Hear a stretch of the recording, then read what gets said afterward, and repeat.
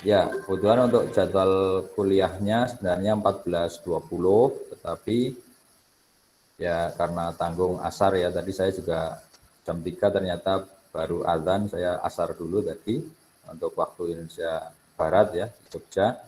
Mungkin bagi yang waktu Indonesia Tengah, ada yang waktu Indonesia Tengah ini? Ada Pak. Ya, waktu Indonesia Tengah mungkin sudah jam setengah 5 gitu ya, hampir setengah 5 ya.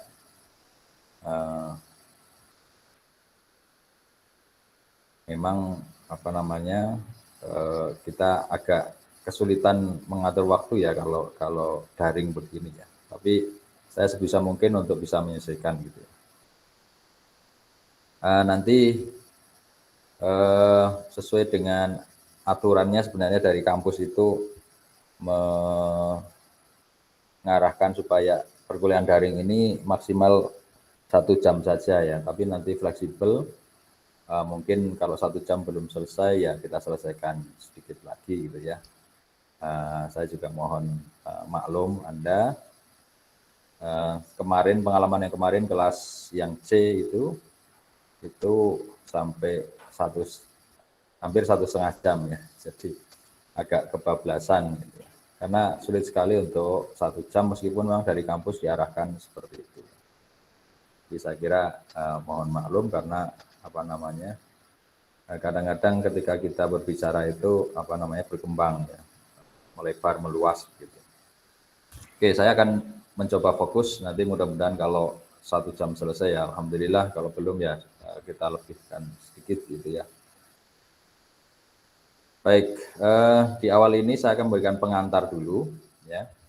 Oh ya, sebelum saya lupa, untuk presensinya silakan melalui daring ya, daring.unsuka. Saya sudah upload kolom kuliah di situ, silakan bisa presensi di situ. Presensinya ada penjelasannya di situ, yaitu komentar minimal 1 kata dan upload gambar. Ya, jadi dan upload gambar. Ya, itu juga sekaligus untuk menguji sistem daring ini ya. Kalau sistem daring ini sudah bisa digunakan untuk presensi seperti itu, tidak error sekarang ini, maka kita akan gunakan terus. Presensinya lewat daring saja, lewat sistem daring. Ya, silakan dari mulai sekarang bisa presensi ya, supaya nanti tidak lupa. Baik, saya berikan pengantar dulu untuk kecerdasan buatan atau dalam bahasa Inggrisnya adalah artificial intelligence ya. Kecerdasan artificial atau intelijensia artificial atau intelijensia buatan.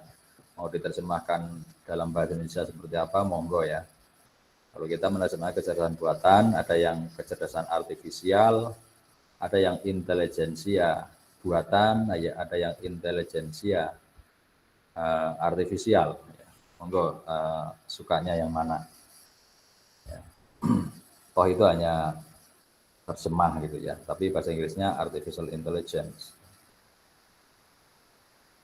Oke. Nah, saya akan bertanya, alat apa ini? Pernah lihat? Pernah menggunakan? Kah? Bagian dari Anda? Ada yang pernah pakai, Mas, Mbak? Apa? Alat ini ada? Belum ya? Ada yang sudah? Ada yang sudah pernah dites pakai alat ini? Sudah pernah. Suara dari Anda kecil ya? Apa dari saya juga kecil? Sudah, Pak. Oh iya. Belum, Pak. Pernah dengar namanya saja. Yang belum pernah dengar namanya ada enggak? Yang sama sekali belum pernah mendengar namanya. Alat apa ini? Kan sempat viral ini. Ya, ada tulisannya situ ya. Genus COVID-19. Nah, ada tulisannya di sini. Genus COVID-19. Ya. Alat apa ini? Ya, kok ada orang ini pakai plastik ditiup, kemudian plastiknya dimasukkan ke alat tersebut. Ya. Alat apa ini? Ya, Ini adalah alat untuk pengujian atau pengetesan ya apakah seorang itu terpapar COVID-19 atau tidak. Ya. Tentu dengan metode yang dipakai atau yang digunakan ya. Ya. Alatnya namanya GINUS ya. GINUS, nose itu adalah hidung. Ya, GI konon itu GE itu adalah ya, kalau G-nya itu barangkali Gajah Mada karena dibuat oleh orang UGM ya. Ya, I-nose itu adalah electronic nose, ya hidung elektronik. Ya, hidung elektronik buatan Gajah Mada yang digunakan untuk mendeteksi ya apakah seorang ini terpapar COVID-19 atau tidak. Ya. Kok bisa, cara kerjanya gimana? Nah, itu ada gambar di sebelah kanan itu. Ya, mas-mas ini atau bapak-bapak ini meniupkan ya udara ke dalam plastik khusus ya, plastik khusus. Ya, artinya napasnya ditiupkan, masukkan ke dalam plastik khusus. Kemudian plastik tersebut ya dimasukkan ya udara yang hasil tiupan itu dimasukkan ke dalam alat GINUS ya, ada alat inputnya ini, ada alat inputnya ya, ada alat inputnya di sini. Ya. Kemudian setelah dimasukkan udara itu, maka GINUS ini baru bekerja ya, ada sensor-sensornya. Kemudian sensor-sensor itu akan mengeluarkan nilai-nilai angka-angka kuantitatif. Kemudian angka-angka tersebut akan masuk ke dalam sistem cerdas ya, sebuah software cerdas berbasis jaringan saraf tiruan ya, yang kemudian outputnya adalah hasil klasifikasi bahwa dari napas orang tersebut itu terklasifikasi dia terpapar COVID-19 atau tidak terpapar COVID-19. Jadi klasifikasinya dua, terpapar atau tidak terpapar. Nah, ini adalah satu produk teknologi sistem cerdas atau kecerdasan buatan. Ya. Hidung elektronik, ya, E-nose atau GINUS yang bisa ya membaui ya napas dari pasien, kemudian dia bisa mengklasifikasi ya, klasifikasi apakah pasien tersebut terpapar COVID-19 atau tidak. Nah, ini sekali lagi adalah salah satu produk teknologi kecerdasan buatan yang baru-baru ini viral ya, sejak ditemukan ya dalam masa pandemi ini viral dan banyak digunakan ya, baik di kantor-kantor, di sekolah-sekolah, bahkan di stasiun kereta ya sempat banyak digunakan ya. Terlepas dari kontroversi yang ada, terlepas dari pro dan kontra terhadap alat tersebut, tetapi alat ini adalah produk teknologi kecerdasan buatan. Kalau lebih detail lagi, spesifik lagi, itu dia berbasis neural network, artificial neural network atau jaringan saraf tiruan. Di mana jaringan saraf tiruan itu nanti Anda akan pelajari di semester 6 ya, atau semester 7 ya, mata kuliah pilihan. Ya. Di kecerdasan buatan ini kita perkenalkan ya. Semua mata kuliah pilihan sistem cerdas akan diperkenalkan di mata kuliah kecerdasan buatan. Baik, terkait alat ini ada yang punya pertanyaan, ada yang penasaran ingin menanyakan sesuatu tentang alat ini, silakan.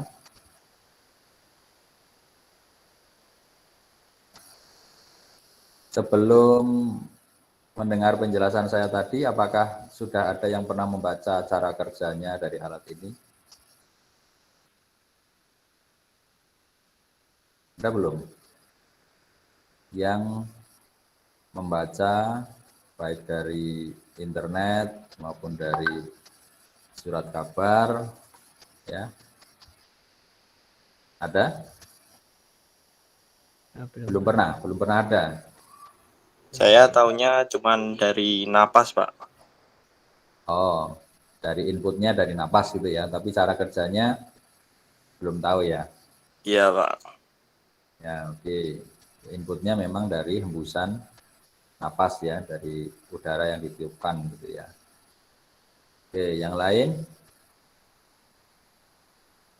kan diberitakan banyak ini berita ya.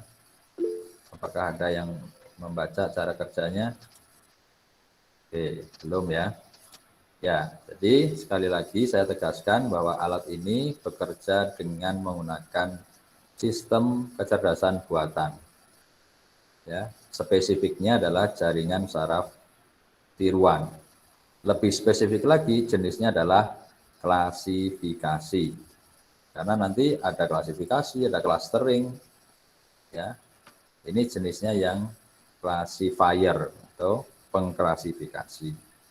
Ya, klasifikasinya dua, yaitu terpapar atau tidak terpapar. Oke ya. Ya, paling tidak setelah ini Anda tahu ya, gambaran cara kerjanya ternyata menggunakan kecerdasan buatan. Ya.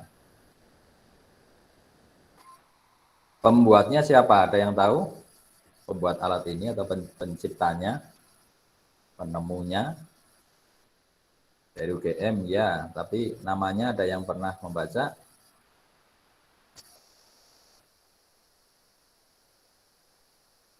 Belum ya? Belum pernah?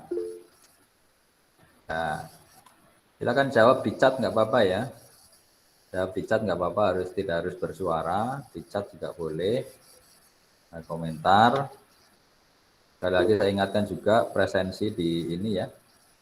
Presensi di sistem daring ya, jangan lupa. Ya. Kalau yang belum ya, ini saya cek 22 sudah komentarnya. Ya, tahunya cuma dari UGM ya. Oke. Nama penemunya adalah Profesor Kuat Triana ya. Kuat Triana dari Departemen Fisika. Profesor dari Departemen Fisika UGM. Ya. Dulu ada salah satu dosen fisika di Saintek UIN itu ketika S2 bimbingan beliau. Dan penelitiannya tentang elektronik nose juga. Tapi belum yang berbentuk seperti ini, elektronik nose yang fungsinya untuk membaui herbal. Jadi kencur, kunir, jahe, temulawak, ya. Itu dulu sempat alatnya dibawa ke lab kita di lab terpadu. Ya, saya pernah lihat, pernah memprogramnya juga menggunakan 6 sensor, tapi bentuknya ada tabung untuk meletakkan herbal yang dalam bentuk serbuk, ya, untuk bisa diidentifikasi ini herbal apa. Jadi dia bisa mengklasifikasi ketika kita masukkan input serbuk herbal tertentu, dia bisa mengklasifikasi, oh ini temulawak, ini kencur, ini kunir, ini jahe gitu ya. Jadi mengklasifikasi jenis herbal, bahkan dia bisa tahu misalnya itu adalah campuran, maka ini kunir 10%, kunir 20%, 50% gitu. Ya, karena di training dengan berbagai macam persentase campuran. Dulu alatnya pernah ada di lab kita, di lab bukan di lab informatika ya, di lab fisika ya, saya pernah melihat program juga ya waktu itu ya. Sayang saya tidak punya dokumentasi fotonya ya, dokumentasi fotonya. Kalau kita searching sekarang keluarnya ya yang Genus ini ya, bukan yang Electronic Nose kalau di internet, bukan yang ENOS yang dulu saya pernah program ya. Saya cari-cari dokumentasinya juga dulu nggak sempat foto-foto juga ya. Zaman itu ya karena sudah 10 tahunan ya. 10 tahunan yang lalu lah, tahun 2010 2011 ya. Smartphone belum seperti sekarang. Smartphone belum seperti sekarang. Oke.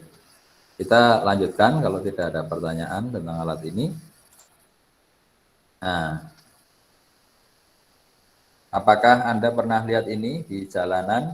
Ya, yang ini alat ini di traffic light ya, ada apa namanya? CCTV ya. Ada CCTV. Ya. Di sini ada tulisan Anda memasuki kawasan pemberlakuan tilang elektronik, patuhi peraturan berlalu lintas. Ya. Apa fungsinya CCTV ini atau sistem yang bekerja seperti apa? Di Indonesia sudah mulai ya diterapkan, yaitu tilang elektronik. Ya. Bagaimana cara bekerja sistem tilang elektronik? Ya, ada kamera CCTV yang memantau lalu lintas. Ya, memantau lalu lintas. Kemudian dia akan mendeteksi kendaraan-kendaraan yang melanggar, apakah itu melanggar garis marka jalan, atau dia menerobos lampu lalu lintas ya ketika merah, ya, ataukah dia melanggar rambu-rambu yang lain, ya, maka CCTV ini akan memonitor, ya, memantau secara real time. Kemudian di belakangnya, ya, di belakangnya ada video analisis. Jadi ada yang menganalisis video tersebut, ya, ada satu software, ya, masuknya ini adalah ke computer vision, ya, satu software yang akan menganalisis video yang dikirimkan dari CCTV tersebut dan akan mendeteksi apakah ada kendaraan yang melanggar atau tidak. Ketika ada kendaraan yang melanggar, maka dia akan ya capture ya plat nomornya. Plat nomornya akan di-capture, misalnya Anda pakai motor atau pakai mobil di lampu merah ternyata melewati garis marka atau Anda menerobos gitu ya. Maka akan tercapture ya nomor plat nomornya ya. Kemudian dalam bentuk image ditransfer ke sistem cerdas ya, satu sistem cerdas. Kemudian dari image plat nomor itu akan direkognisi menjadi karakter-karakter plat nomor. Misalnya AB 1293 ya, OU misalnya. Maka dari image ya, dari file image plat nomor itu akan dikonversi menjadi karakter, kemudian akan diinputkan ke sistem tilang. Ya, berarti plat nomor ya, kendaraan dengan plat nomor sekian itu melanggar, pelanggarannya apa, kemudian akan dikirim surat tilang secara elektronik ke alamat email dari pemilik kendaraan tersebut. Ya. Jadi di belakang CCTV ini hanya sebagai matanya saja, ya, sebagai alat untuk penglihatan, untuk mengcapture ya video dari traffic ya, dari lalu lintas. Kemudian di belakangnya itulah ada satu sistem kecerdasan buatan ya yang menganalisis video ya, kemudian menangkap capture ya image dari plat nomornya, kemudian akan diinputkan ke sistem tilang. Ya. Tentu ini membutuhkan satu komputer yang bisa memproses ya video analisis ya. Bukan komputer biasa ya. Kalau komputer biasa mungkin akan sangat lambat, tetapi kan ini butuh kecepatan dan akurasi yang tinggi. Ya. Itu kalau di traffic ya di laut. Kemudian juga ada diterapkan di area parkir di basement misalnya ya, di basement sebuah supermarket misalnya ya. Kalau sementara ini yang berjaga di dalam gate atau gerbang parkir ya, ketika mau masuk atau mau keluar itu adalah orang ya, maka ini dengan menggunakan sistem kecerdasan buatan bisa digantikan oleh mesin ya, mesin yang terdiri dari kamera dan juga ada komputernya ya, kemudian ada software sistem kecerdasan buatannya. Ya, kamera untuk menangkap ya, jadi di sini plat nomor akan dipindai, ya, akan di capture, kemudian akan dikonversi menjadi satu karakter, ya, deretan karakter yang akan diinputkan ke dalam sistem parkir. Ya, jadi tidak perlu orang lagi input, ya, orang input nomornya misalnya, kemudian masuk ke sistem parkir. Ya, ini sudah otomatis, jadi ini otomatisasi di gerbang parkir, ya, sehingga tidak perlu ada petugas yang berupa manusia, ya, manusia sudah digantikan oleh mesin, ya, berupa kamera dan sistem cerdas, ya. Sistem cerdasnya apa ya tadi? Merekognisi dari image plat nomor menjadi deretan karakter, input ke sistem parkir. Nanti begitu keluar, mau keluar juga direkognisi lagi, inputkan ke sistem parkir, kemudian tahu berapa jam dia, kemudian dia harus membayar berapa. Ya, seperti itu. Nah, ini memang salah satu dampak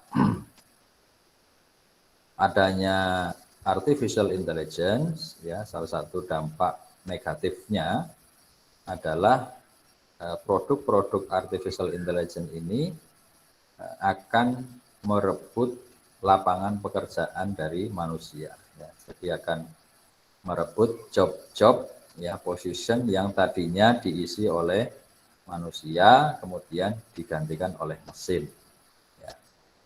Tetapi terkait dengan pembahasan tentang isu-isu tentang artificial intelligence itu tidak dibahas di mata kuliah ini, ya, tetapi ada domain pembahasan sendiri, ya, termasuk dalam hal etikanya. Jadi AI etik itu ada sendiri domainnya, ilmunya. Ya, tetapi memang tidak bisa dipungkiri bahwa produk-produk teknologi yang arahnya ke otomasi atau otomatisasi ya pasti akan mengurangi, ya,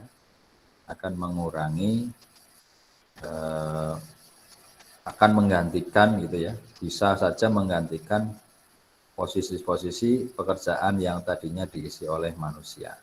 Ya, yaitu tentu kalau di Indonesia maka kita harus berpikir bahwa bangsa Indonesia ini terdiri adalah bangsa yang besar, ya, penduduknya banyak, ya, penduduknya banyak 260-an juta, dan bangsa kita masih sangat membutuhkan lapangan pekerjaan, ya. Maka nanti teknologi-teknologi kecerdasan buatan yang kita kembangkan atau yang Anda kembangkan nanti itu harapannya adalah teknologi yang bukan replacing atau menggantikan serta-merta pekerjaan manusia, ya, sehingga bisa mengurangi lapangan pekerjaan dan menambah pengangguran, ya, tetapi diupayakan teknologi yang Anda kembangkan nanti adalah teknologi yang membantu memperingan pekerjaan manusia. Ya. Kalaupun menggantikan adalah menggantikan pekerjaan manusia yang tidak layak kalau dikerjakan oleh manusia atau berbahaya kalau dikerjakan oleh manusia. Ya, misalnya bikin robot penjinak bom. Nah, itu menggantikan saja ya, karena kalau dikerjakan manusia berbahaya. Ya. Atau robot untuk membersihkan sampah di sungai misalnya. Kalau dikerjakan manusia memang tidak berbahaya tapi merendahkan martabatnya. Itu juga perlu kita pertimbangkan. Ya. Jadi harapannya nanti Anda tidak membangun teknologi yang sama sekali menggantikan manusia sehingga menambah pengangguran, tetapi sebisa mungkin teknologi yang membantu kerja manusia sehingga manusia terjaga martabatnya, terjaga keselamatan jiwanya dan kehormatannya. Itu saya kira yang harus kita pikirkan untuk Indonesia ya. Kalau di luar negeri barangkali karena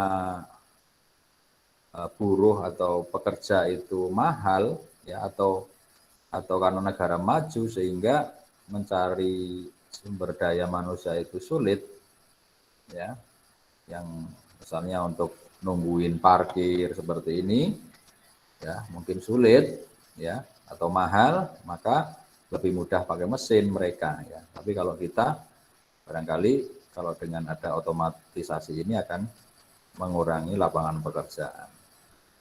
Ya, itu juga perlu dipikirkan karena negara kita ini penduduknya adalah penduduk yang besar, yang banyak. Dan masih banyak orang membutuhkan lapangan pekerjaan. Oke ya. Untuk ini ada yang mau ditanyakan untuk produk teknologi kecerdasan buatan yang ini?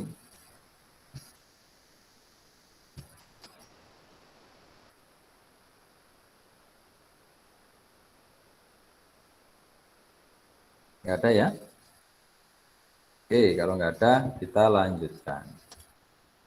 Hari ini kita lihat gambar-gambar aja dulu ya.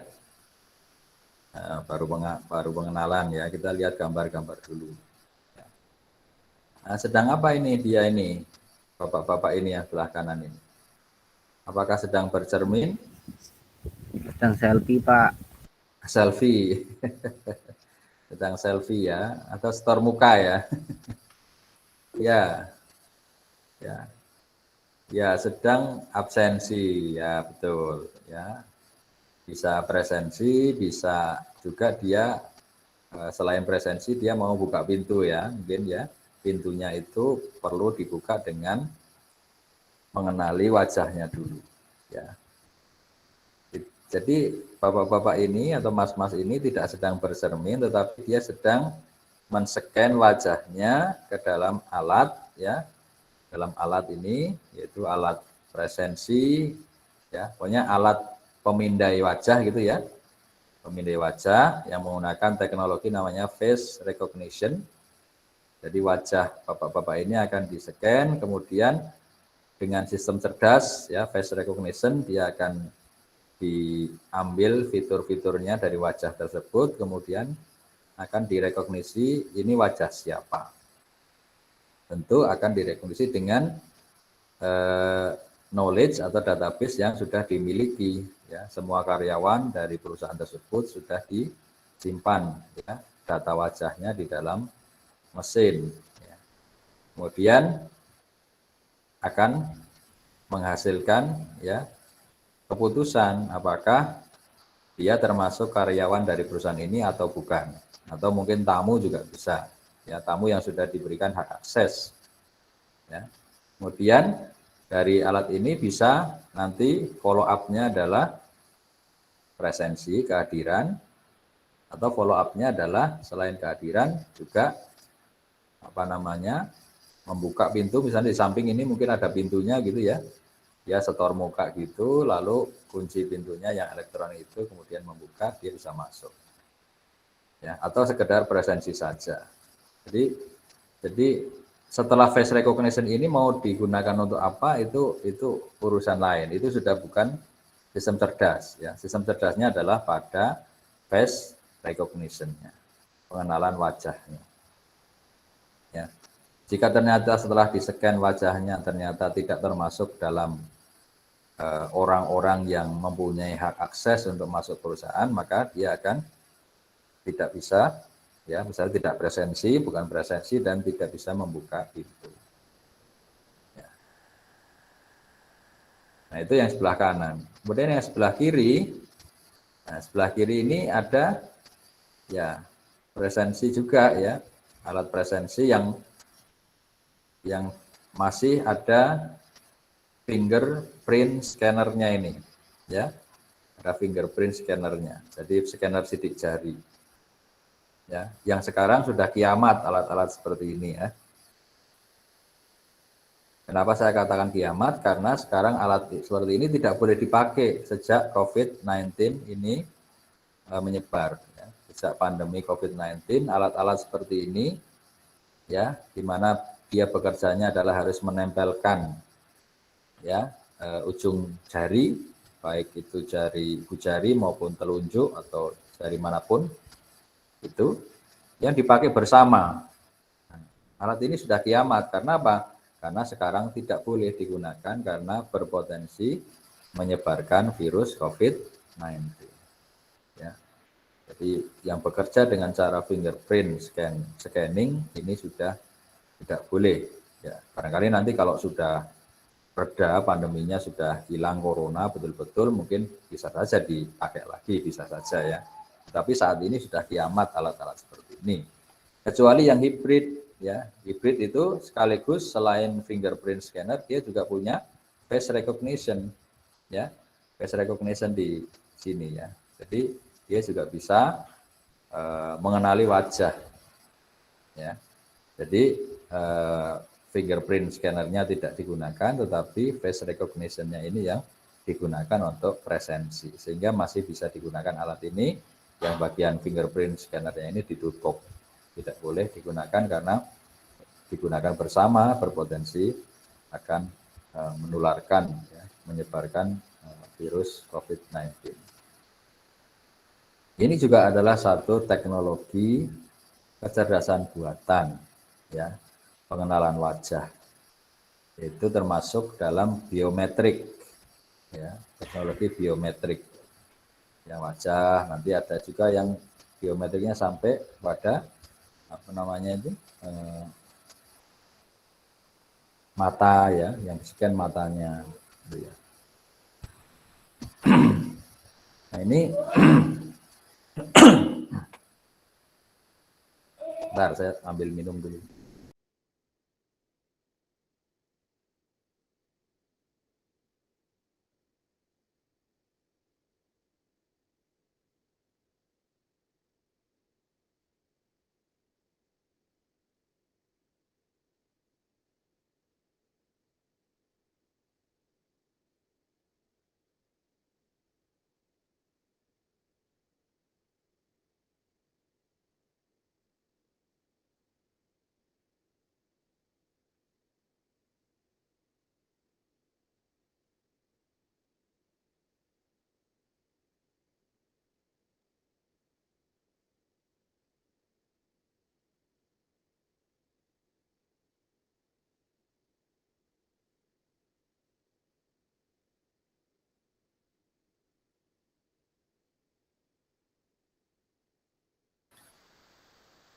Ya, jadi cara kerja face recognition ini akan mengambil fitur-fitur dari wajah, ya.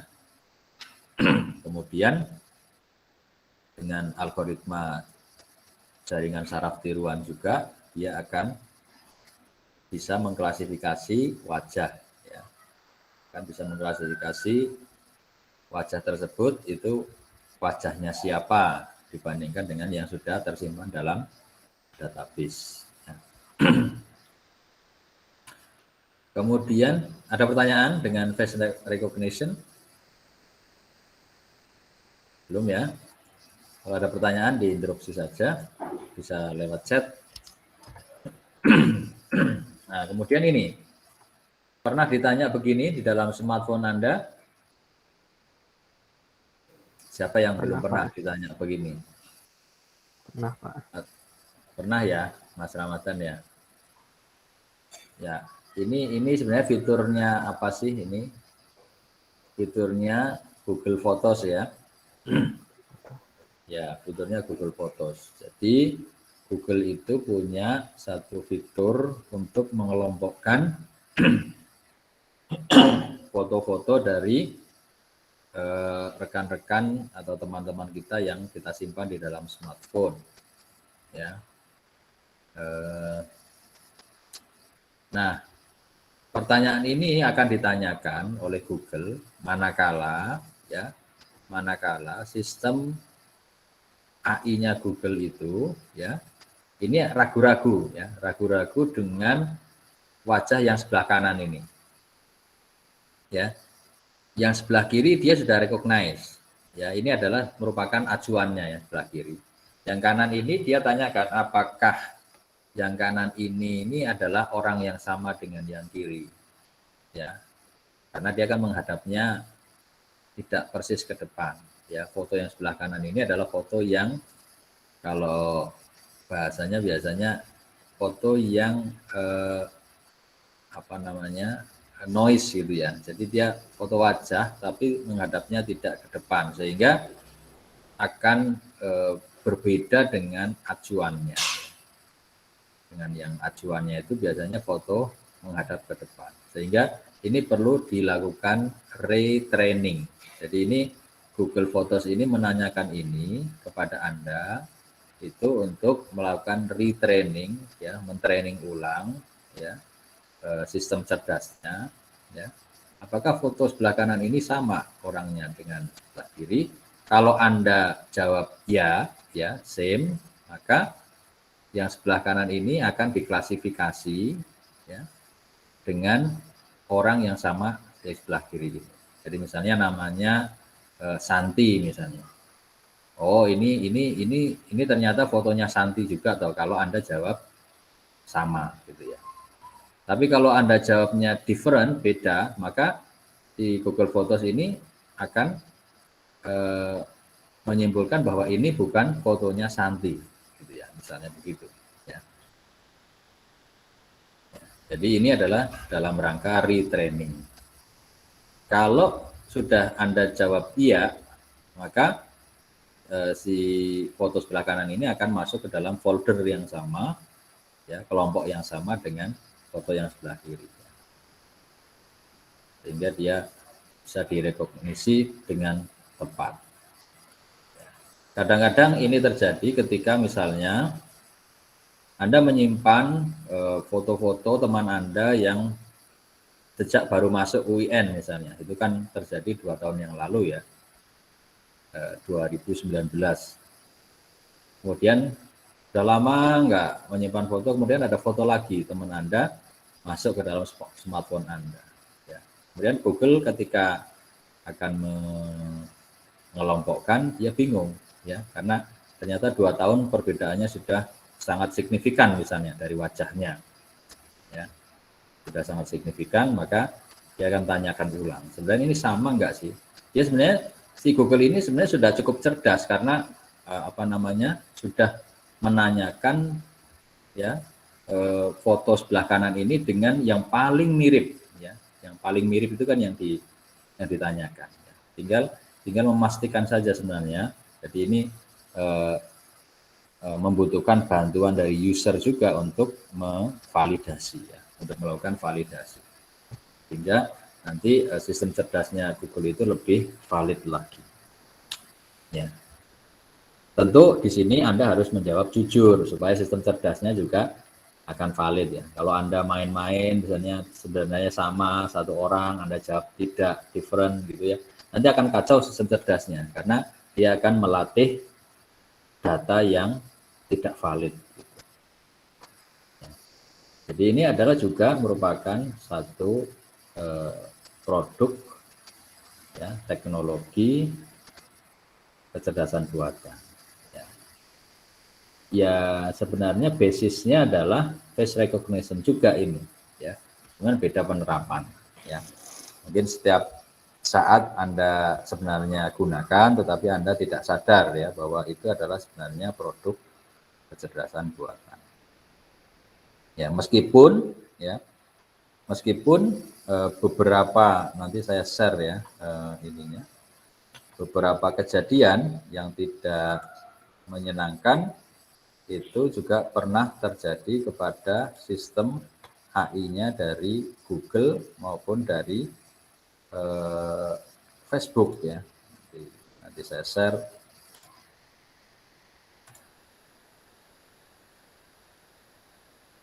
Ya, jadi tahun 2015 ya, Google pernah mengklasifikasi ya foto orang kulit hitam, ya, foto orang kulit hitam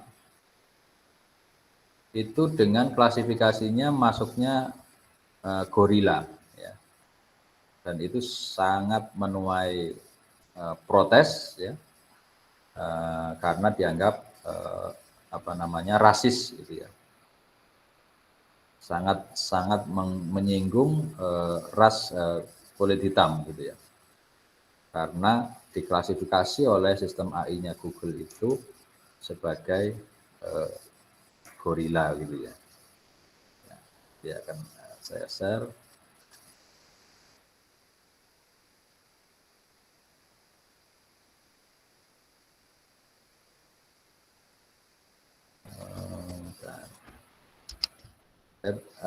Anda bisa cek di ini ya, di Google Classroom, saya share di sana tentang berita tersebut. Tentang berita tersebut.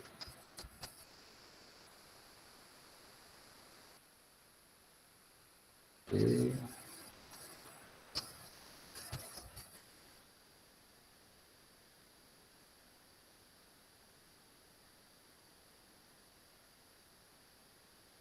Ya, dan saya sudah share di Classroom, silakan bisa dibaca dulu.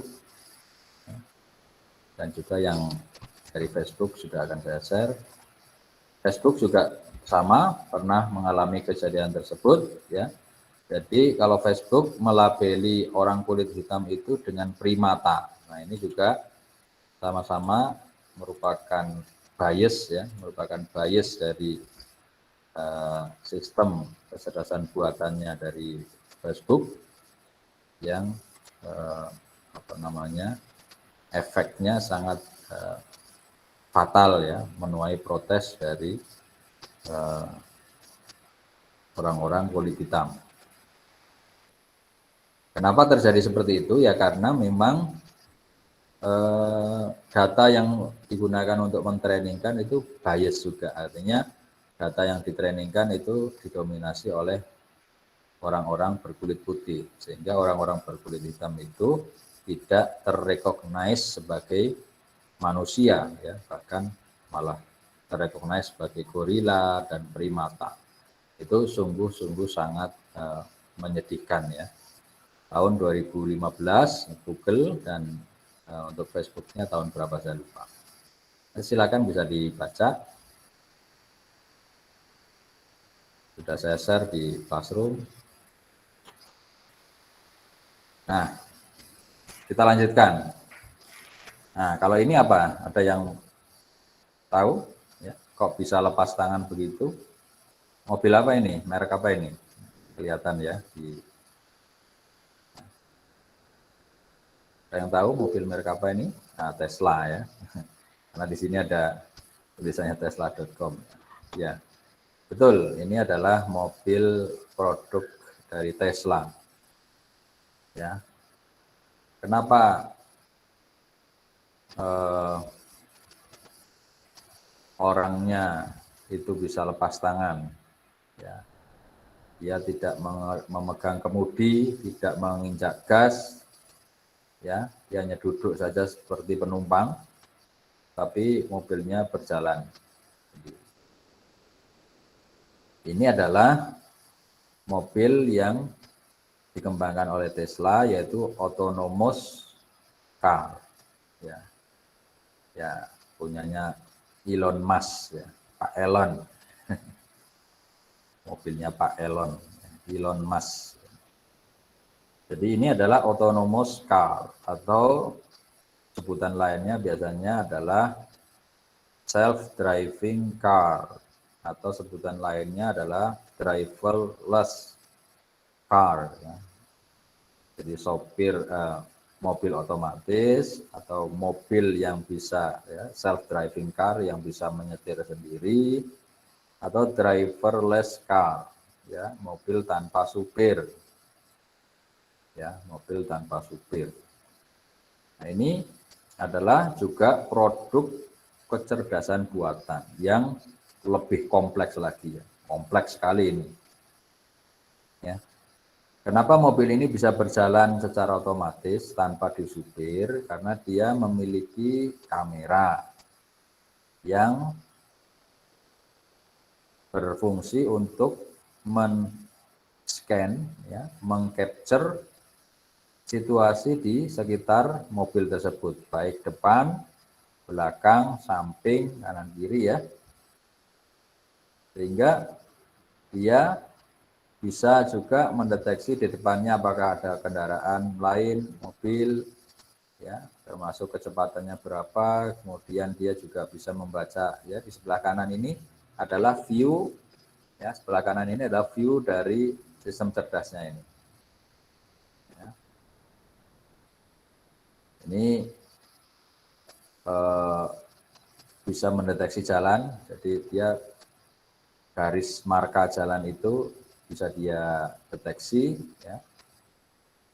Dia harus memastikan bahwa mobil dalam koridor yang betul, ya, koridor jalan yang betul, ya.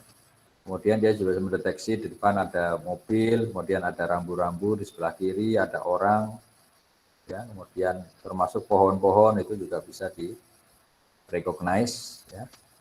Jadi dengan kamera, dengan sensor-sensor ya, dengan sistem yang namanya adalah LiDAR ya. Ada sistemnya namanya sensor ya. Sensor LiDAR namanya. Jadi LiDAR ini adalah sensor peraba jarak jauh yang menggunakan optical, ya, menggunakan optical. Ini perangkatnya LiDAR yang ada di dalam self-driving car. Ya. Jadi dia bisa mendeteksi kendaraan di depannya itu jaraknya berapa, kecepatannya berapa.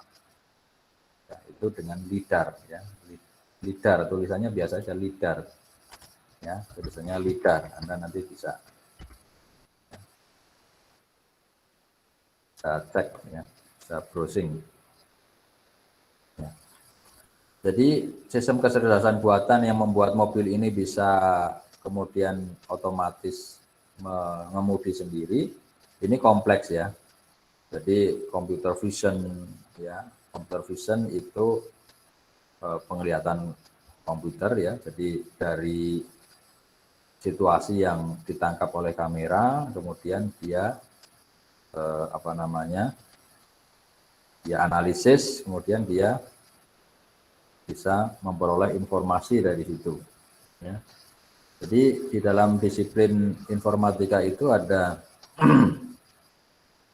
ada computer vision. Kemudian ada grafika komputer, ada komputer grafik. Nah, itu bedanya adalah kalau computer vision itu dari image, kemudian diambil satu informasi, ya, jadi inputnya adalah image, kemudian proses, outputnya adalah satu informasi yang berharga, nah, hasil analisis dari image tersebut. Sedangkan komputer grafik itu adalah inputnya adalah informasi, kemudian outputnya adalah grafis, ya. Bisa berupa image juga.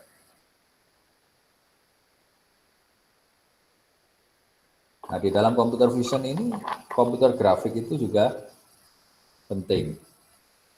Ya. Jadi yang sebelah kanan ini adalah produk dari komputer grafik. Ya. Jadi setelah dari informasi dari kamera, ya, dari lidar itu tertangkap, kemudian harus divisualize, ya, divisualkan, ya, menggunakan komputer grafik, gitu ya, menggunakan komputer grafik. Sehingga benda-benda objek itu kemudian diberikan box, ya, kotak hijau untuk mobil, kemudian biru untuk yang lain, gitu ya. Itu adalah dalam rangka mengklasifikasi objek-objek yang ada di dalam sebuah image, ya, atau sebuah video. Ya. Tentunya kalau hardware-nya bagaimana nanti kalau dia mendeteksi ada pejalan kaki lewat, dia harus ngerem dan sebagainya, itu sudah kaitannya dengan mesin, ya, mesin hardware, ya. Tapi sistem cerdasnya itu didominasi oleh computer vision, di mana computer vision itu basisnya juga adalah jaringan saraf tiruan. Ya, basisnya untuk mengklasifikasi ini sebuah mobil atau orang, ini mobil atau orang atau pohon, itu kan klasifikasi. Itu menggunakan jaringan saraf tiruan. Ya, lebih spesifiknya lagi adalah deep learning. Ya, jaringan saraf tiruan yang sekarang sedang naik daun adalah deep learning. Oke, atau deep neural network. Ya, deep neural network. Oke, ada pertanyaan tentang autonomous car?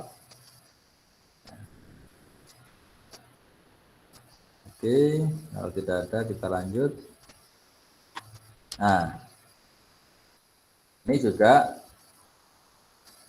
produk teknologi mutakhir juga ini dalam kecerdasan buatan. Ya. Ada yang punya drone?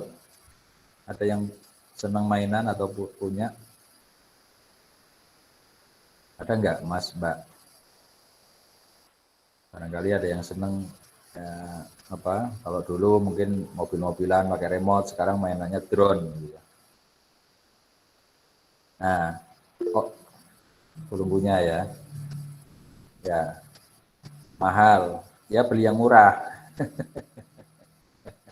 Yang murah kan ada ya, yang 500 ribuan, 600 ribu.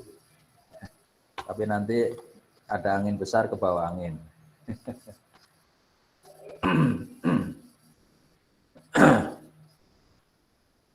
Ya, saya sudah mengusulkan sebenarnya beberapa kali supaya lab sistem cerdas punya drone, punya komputer yang high performance, ya, tapi sampai sekarang belum turun. Ya. Kita ajukan waktu itu sampai beli drone 4, beli komputer high performance itu 2, ya itu saja sudah 500 jutaan. Kamera yang high definition,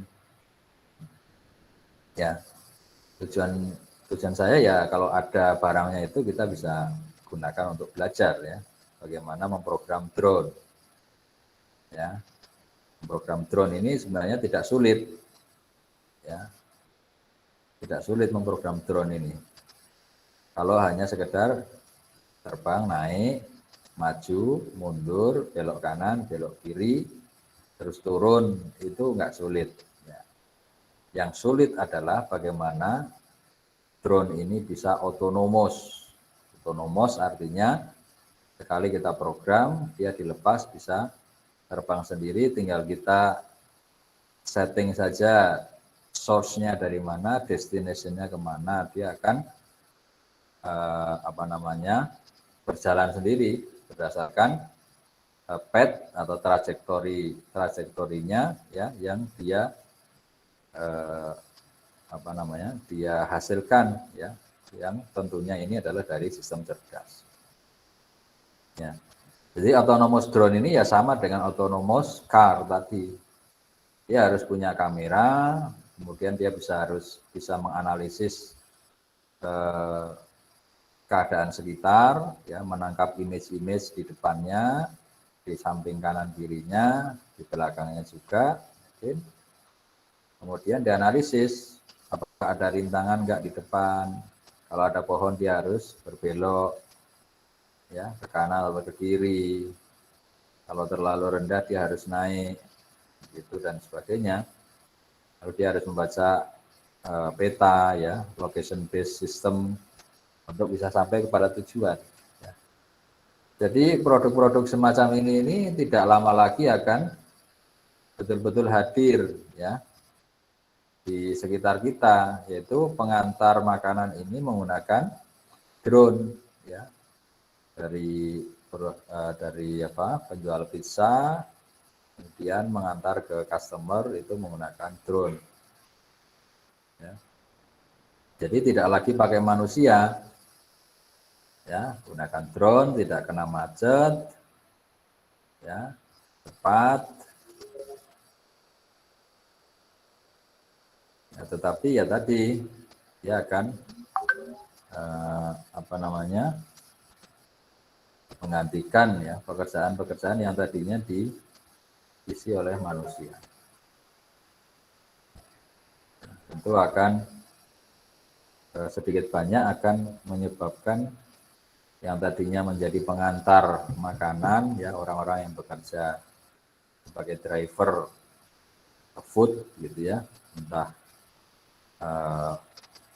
perusahaannya apa gitu, pengantar makanan, itu akan kehilangan pekerjaan, ya, digantikan oleh mesin. Ya, apalagi nanti kalau pembuat pizzanya juga sudah berupa mesin, jadi sudah nggak butuh orang lagi. Yang penting kayak mesin pembuat kopi itu, ya, membuat kopi kan tinggal kita pencet, ya, kemudian keluar kopinya sendiri. Nanti suatu saat juga ada mesin untuk membuat pizza. Yang penting bahan-bahannya dari kontainer-kontainer bahan siap semua, kemudian mesin itu akan bekerja berdasarkan pesanan.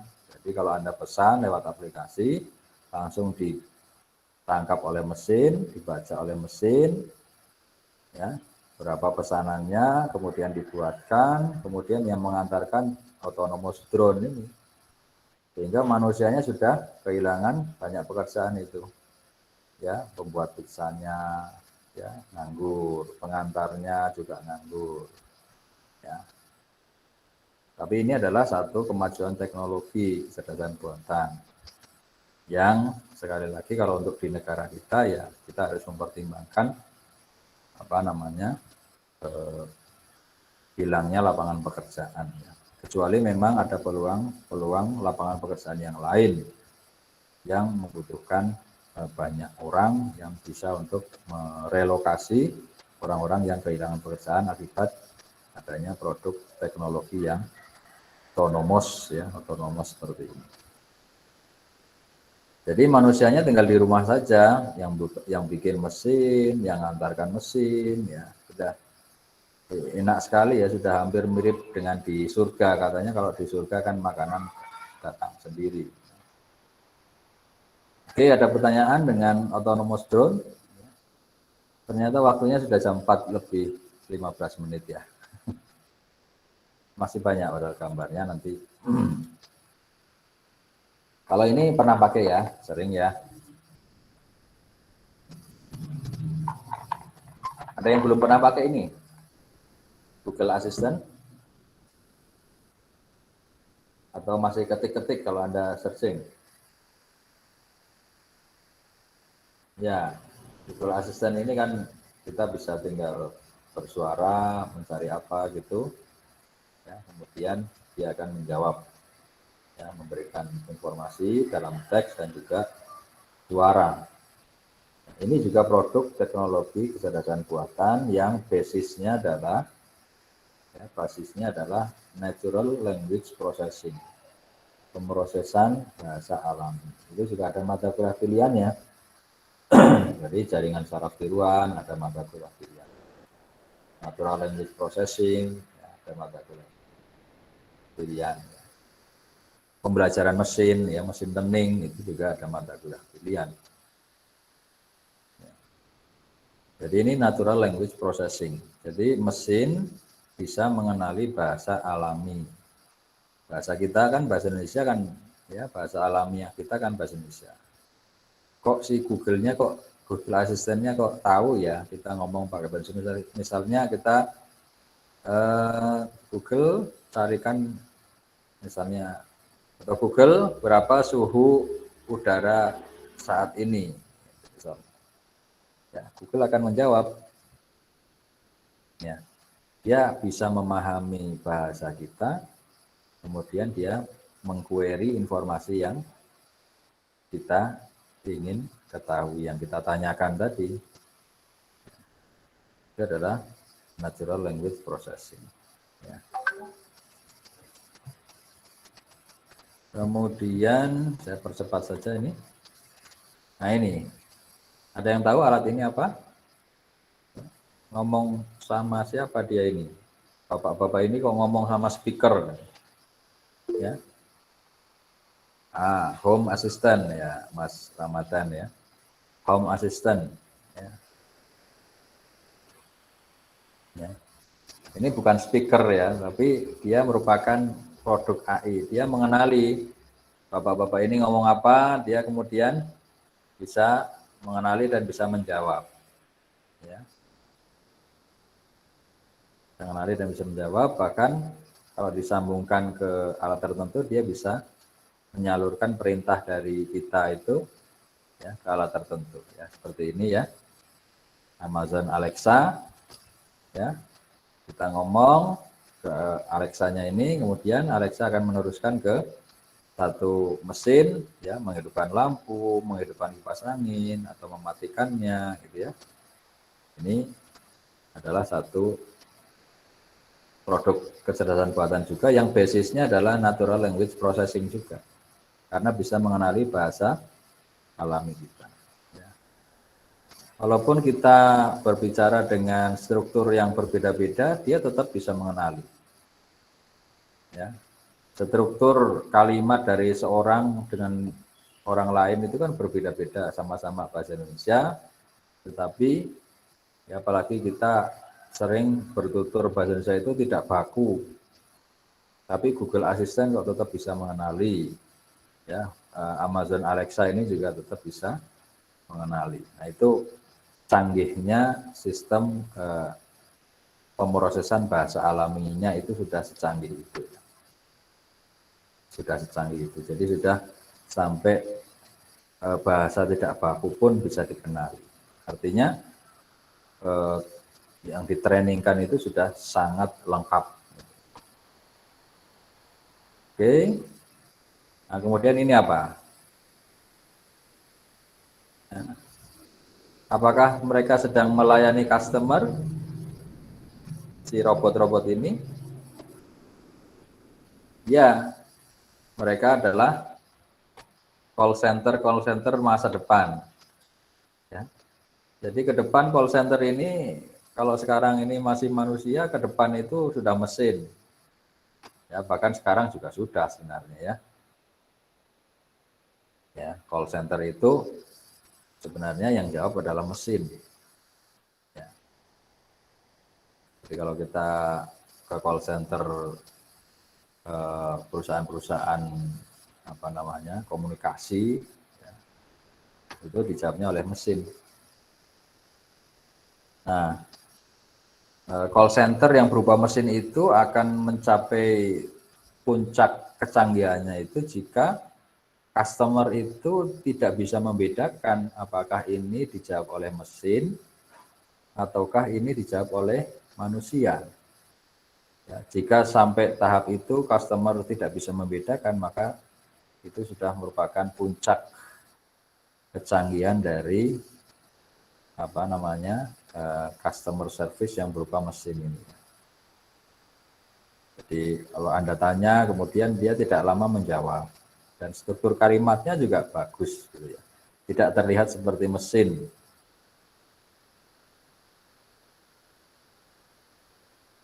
Nah, ini juga produk kecerdasan buatan yang basisnya ya natural language processing, ya.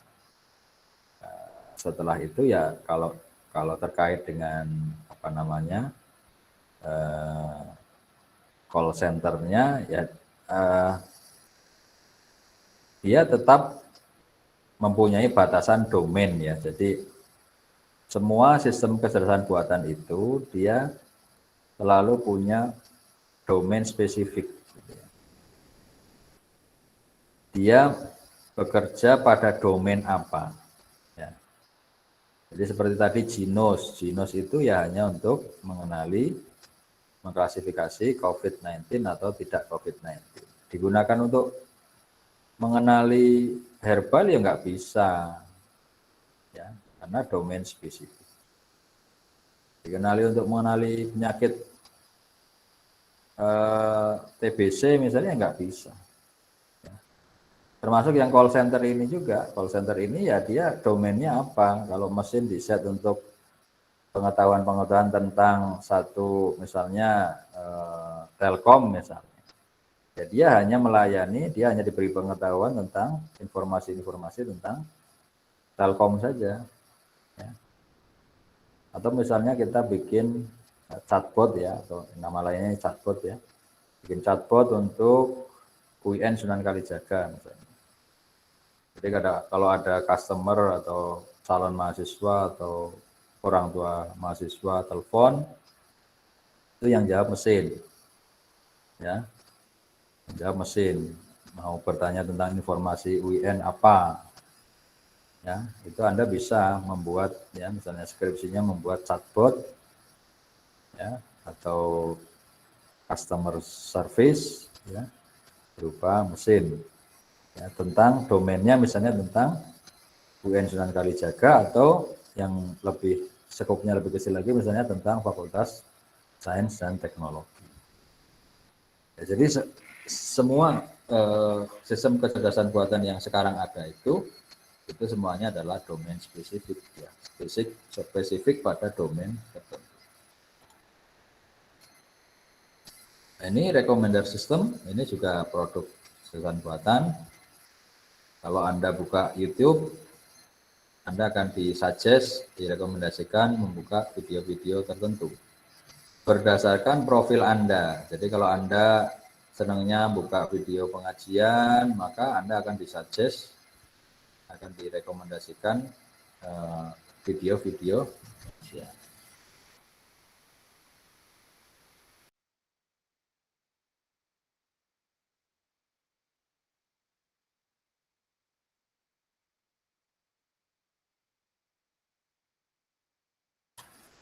Kalau Anda senangnya melihat tutorial programming misalnya, maka YouTube akan membaca profil Anda itu sebagai orang yang senang programming.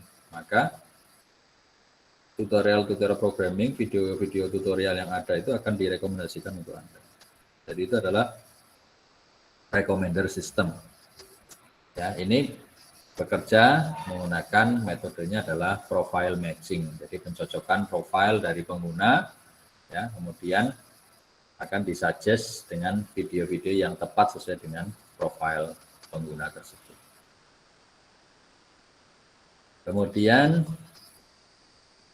ini kita kilas balik ke tahun 1997, ya, di mana Garry Kasparov ini yang sebelah kiri ini adalah juara catur dunia, ya, yang ditantang oleh sebuah mesin IBM Deep Blue, ya, yang kemudian berhasil mengalahkan Garry Kasparov ini. Jadi IBM Deep Blue ini adalah satu sistem cerdas yang domain spesifiknya adalah permainan catur.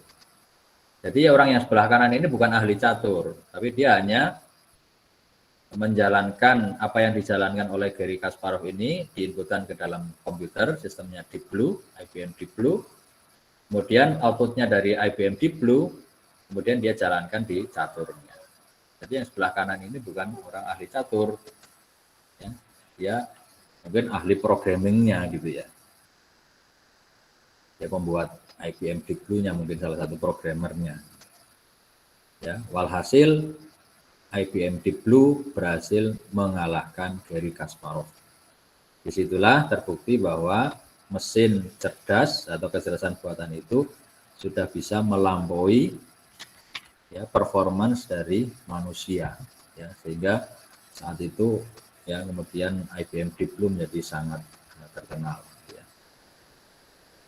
Apa yang digunakan ini masih brute force ya, jadi IBM Deep Blue ini masih menggunakan sistem brute force ya, di mana semua kemungkinan dari kondisi yang ada di papan catur ini akan dihitung sama dia ya, untuk menentukan langkah yang paling baik berikutnya ya. Semua kemungkinan, jadi tidak menggunakan sampling, tidak menggunakan apa, tapi semua kemungkinan ya, maka disebut dengan brute force ya. Kemudian IBM juga, IBM Watson ya, dia memenangkan ya di tahun 2011 ini imbang ya, tapi ada juga yang memenangkan ya. IBM Watson ini memenangkan acara kuis ya, acara kuis di apa, Geoparty ini ya, unggul ya. Ternyata kedua pemain itu ya, ini 2011 ini sempat imbang, tapi ada yang di tahun berapa itu dia sempat mengalahkan kedua pemain ya, kedua pemain kuis Geopardy ini. Sehingga terbukti, lagi-lagi terbukti bahwa mesin bisa mengungguli performance manusia. Oke, sampai situ ada pertanyaan? Ini sudah 4:30. Semua tadi adalah produk kecerdasan buatan atau artificial intelligence. Nah, definisi artificial intelligence itu macam-macam ya. Saya akan sampaikan sekilas saja.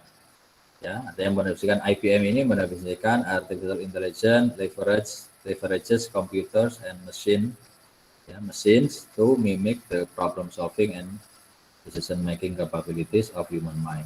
Jadi artificial intelligence itu memanfaatkan komputer dan mesin untuk menirukan kemampuan pengambilan keputusan dan juga penyelesaian masalah dari manusia. Jadi bagaimana manusia mengambil keputusan, bagaimana manusia menyelesaikan masalah, itu ditiru oleh komputer. Itu adalah artificial intelligence. Atau menurut John McCarthy, it is the science and engineering of making intelligent system and intelligent machines, especially intelligent computer program. AI itu adalah ilmu dan teknik ya untuk membuat mesin cerdas. Khususnya adalah program komputer yang cerdas. Jadi mesinnya bukan mesin hardware tapi software gitu ya. Kemudian dari Encyclopedia Britannica ya, AI adalah the ability of a digital computer or computer control robot ya to perform tasks commonly associated with intelligent being. Kemampuan komputer digital atau robot-robot yang dikontrol oleh komputer untuk melakukan tugas-tugas ya, melakukan pekerjaan-pekerjaan ya yang terkait dengan intelijensia ya. Jadi yang terkait dengan kecerdasan ya. Jadi komputer digital, robot ya, melakukan sesuatu yang cerdas. Itu adalah kecerdasan buatan. Ya, saya kira itu. Ya. Nah, tipe dari AI ini ada dua macam. Saya sampaikan. Yang pertama adalah weak AI, ya, weak AI, dan strong AI. Yang selama ini kita kembangkan atau capaiannya AI selama ini masih yang weak AI.